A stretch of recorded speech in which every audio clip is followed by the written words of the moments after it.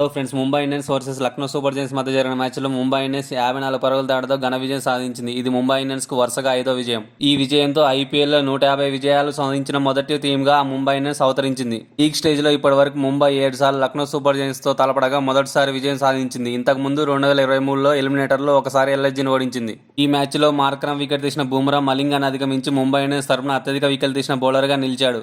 IPL 2025లో Suryakumar Yadav వరుసగా 10 మ్యాచ్ల్లో 25 లేదా అంతకంటే ఎక్కువ పరుగులు చేసి రాబిన్ ఉతప్ప సరసనగా టాప్లో నిలిచాడు. తక్కువ బంతుల్లో 4000 పరుగులు చేసిన ఓ ఇండియన్గా ఓవరాల్గా ఐపీఎల్లో థర్డ్ ప్లేయర్గా గేల్ మరియు డివిలియర్స్ తర్వాత 3వ స్థానంలో నిలిచాడు. మరోవైపు ఢిల్లీ క్యాపిటల్స్ మరియు ఆర్సీబీ మధ్య జరిగిన మ్యాచ్లో టాస్ ఓడి బ్యాటింగ్ దిగిన ఢిల్లీ క్యాపిటల్స్ తలపడింది. చివర్లో స్టబ్స్ మెరుపులతో 122 పరుగులు చేయగలిగింది.